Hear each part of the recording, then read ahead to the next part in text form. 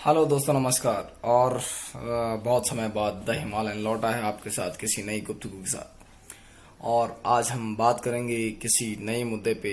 वो है हमारे देश की एक टेंडेंसी, जो हमारे देश में एक चीज़ चलती है कि सब चलता है। एक कंसेप्ट है, सब चलता है, जिसके कारण न जाने कहीं ना कहीं कि जुगाड़ सिस्टम का एक क्रिएशन हुआ है।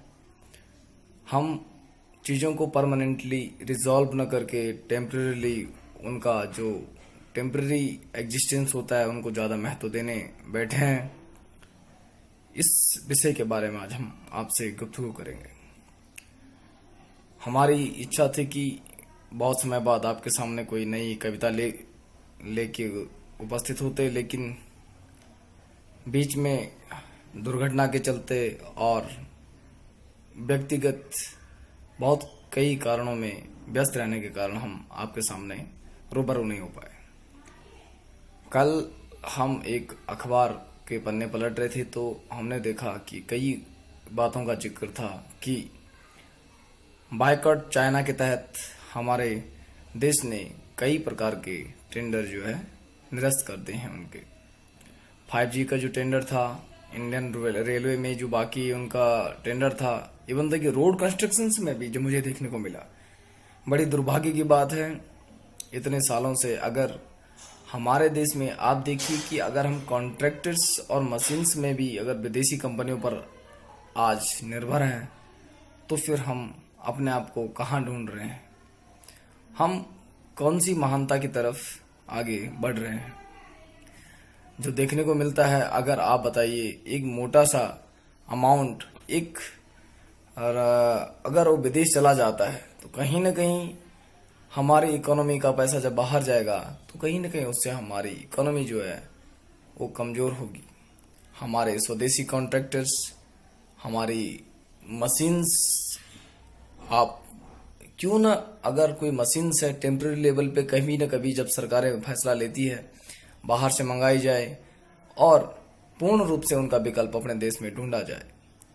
आज नौबत आई है, सपोज दैट ये घटना नहीं होती तो फिर भी हमारा देश ऐसे चलता रहता। फिर हम कहते हैं कि नहीं, हम विश्व शक्ति बनने को जो है विश्व शक्ति बनने के राह में ये कैसे मुमकिन है? हमारी निर्भरता आज भी विदेशों पे काफ़ी है। इन कारणों के चलते स्वदेशी का ज्ञान अच्छा लगता है, लेकिन हकीकत देखिए, अफोर्डेबिलिटी देखिए, हमारे इकोनॉमी में लोगों का स्टेटस देखिए। चाइनीज सामान किस तरह पॉकेट फ्रेंडली है, हमारे सामान कितना महंगा है। एग्जाम्पल ही लीजिए पतंजलि का। हमारे एक स्वदेशी कंपनी जो आने वाले समय में माना जाता है एक हिंदुस्तान यूनिलीवर लिमिटेड को भी चैलेंज कर सकता है, इतनी बड़ी कंपनी है। तो उसके उत्पाद भी देख लीजिए कैसे हैं, किफ़ायती हैं या महंगे हैं। या आप कई स्वदेशी चीज़ों का, हमारी चीज़ों के दाम जनरली यहाँ पे कॉस्ट ऑफ प्रोडक्शन बहुत ज़्यादा है, इतना ज़्यादा लेबर होने के बावजूद भी।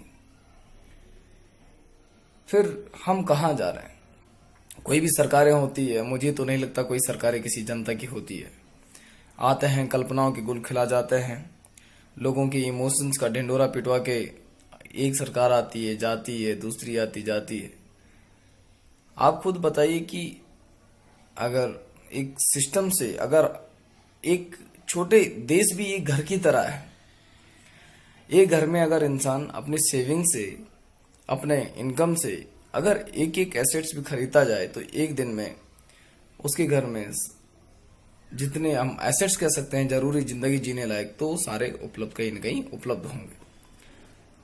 सरकारों को कोई फर्क नहीं पड़ता है उनका। आज की डेट में, आज के ट्रेंड में सरकारों का भी एक बिजनेस बन चुका है। सरकारों का एक एजम्पशन होता है कि अगर हम उदाहरण दिया कि हम 5 रुपए इन्वेस्ट करें तो हम 20 रुपए लें, 20 रुपए लें। और 20 रुपए किसकी पॉकेट पे मार पड़ता है?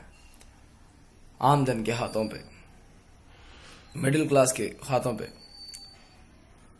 इस कोरोना के चलते ही आपने देखा होगा, मैं किसी पार्टी विशेष का समर्थन नहीं करता हूं, आपने देखा होगा कि आज की ट्रेंड में सरकार का आलोचना करना भी एक बड़ा मुश्किल कार्य हो चुका है।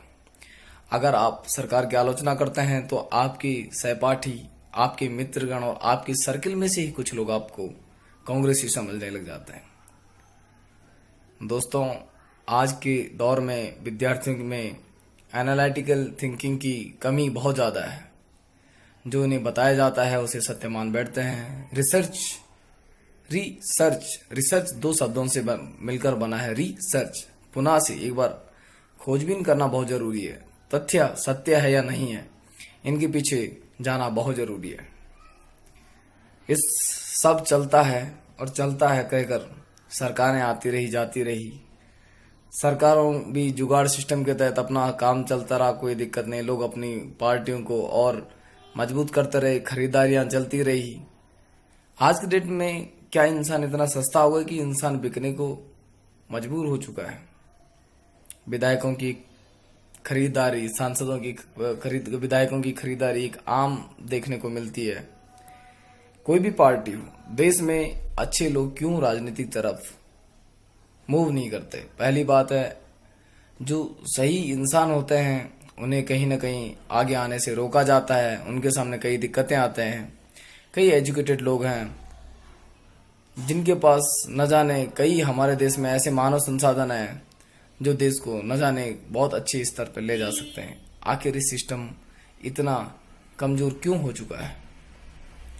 हमारे देश में कितने लोग अपने अधिकारों के प्रति सचेत हैं? हम बात करेंगे, जो हमारा एक वाहन दुर्घटना हुई थी उसमें हमने एक इंश्योरेंस कराया था। आप खुद आप मानेंगे नहीं कि इंश्योरेंस कंपनियों का जो कोशिश होती है, कहीं ना कहीं they people try 200% to reject your case, even providing all the documents. What you can say. अधिकार भी छीनने पड़ते हैं इस देश में। क्या मानते हैं हर इंसान इतना ताकतवर होगा कि अपना अधिकार छीन पाए? आज की इस महंगाई के दौर में जहां इकोनॉमी ढीली हुई है, कोरोना के चलते, कोरोना महामारी के चलते कई चीजें हैं। कहीं न कहीं नए नए आंकड़े लोगों को उपलब्ध कराए जा रहे हैं। कहते हैं कि बीमारी से जो है कि इतने ठीक हो गए, इतने केसेस हुए। सस्पेक्टेड लोग, खांसी जुकाम से सस्पेक्टेड लोग, किसी की जबरन गिरफ्तारी और उसको पकड़कर जो है क्वारंटाइन कर दिया जा रहा है। फिर कहते हैं कि नहीं जी हमने इतने सही की। मेरे भाई, अगर आप में इतनी कैपेबिलिटी कि आप सही कर सकते हो, वाई नॉट टू ऑल? कुछ ही लोग कैसे सही हो रहे हैं, ये भी बहुत बड़ा प्रश्न है। रही बात इम्यूनिटी की, कुछ तर्कवादी लोग ये सोच सकते हैं कि नहीं, कुछ लोगों का इम्यून सिस्टम अच्छा था, उनको कोरोना हुआ था लेकिन बच गए। कई चीजें हैं। रिमोट एरियाओं में आज भी सैंपल्स बहुत दूर जाके ही तब पता लगता है। आप खुद बताइए, कहीं ना कहीं एक कारावास की तरह एक महसूस होता है। 14 दिन के लिए आप एक इंसान पे एक्सपेरिमेंट किया जा रहा है। दुर्भाग्य है कि हमारे पास इतने मशीन्स नहीं है कि हम तुरंत रिपोर्ट दे पाएंगे whether that person is corona positive और नेगेटिव, और so that we can free him और हर। बट क्या है, कई सवाल है। बायकट चाइना की तरफ कुछ एप्लीकेशंस का बैन करना बहुत ही एक अच्छा मूव था, और इसको अगर हम ज्यादा सकारात्मक वे में सोचें तो बहुत अच्छा है। एक बायकट की तरफ एक छोटा सा मूव बड़ा अच्छी बात है। लेकिन आप देख सकते हैं कि इतनी बड़ी इकोनॉमी में अगर कितने भी अरब करोड़ या कितने भी बिलियंस का नुकसान अगर हो जाए किसी कंपनी को, इकोनॉमी में उतना कोई फर्क नहीं पड़ सकता वहां की। आप देख सकते हैं चाइना हमसे कहीं ना कहीं हल्का इकोनॉमी के मामले में देख लीजिए, इतना पॉकेट फ्रेंडली सामान बनाता है, इतना चीप सामान बनाता है। दूसरा हमारे देश में कितने उनकी फर्म्स हैं। आखिर लोगों को कहा जाता है कि आप बायकट करो। आखिर ये जो इंपोर्ट एक्सपोर्ट इंटरनेशनल जो बिजनेस होता है, ये गवर्नमेंट की बिहाफ पे रन करता है। जनता क्या करे? मैं अपना एसेट मैंने जो खरीदा है, जिसमें किसी ने अपने खून पसीने की कमाई लगाई, क्या उसे फोड़ दे? ये जज्बात का प्रदर्शन होगा। आप अंतर्राष्ट्रीय लेवल पे उनको बायकट करिए, जहां इंसान की मजबूरी बनेगी वो अपना प्रोडक्ट खरीदेगा ही। कहीं ना कहीं इन चीजों के बारे में सोचने की आवश्यकता है। सब चलता है का कंसेप्ट हमें त्यागना होगा, हमें चीजें क्रिएट करनी होगी, हमें अपने मानव संसाधन की कीमत समझनी होगी। हमारे देश का एक बहुत बड़ा तबका मानव संसाधन विदेशों में शिफ्ट हो चुका है। एक दुखद घटना है विदेशों में। अब कुछ तर्कवादी कहते हैं कि नहीं, वो नाम कमा रहे हैं। नाम कमाना नहीं है। अपने देश में किसी को स्वदेश से जो शिक्षा तुम्हें घर से निकलवा दे, वो फिर उस शिक्षा का मकसद क्या? हम बस इंसान अपनी की गई मेहनत और रिसर्च का उसे अगर प्रॉपर पैसा नहीं मिलता है तो देश बाद में आता है। सबसे पहले इंसान खुद आता है, क्योंकि जब तक इंसान के खुद का वजूद नहीं रहता तब तक वो देश की तरफ अपना ध्यान आकर्षित नहीं कर सकता।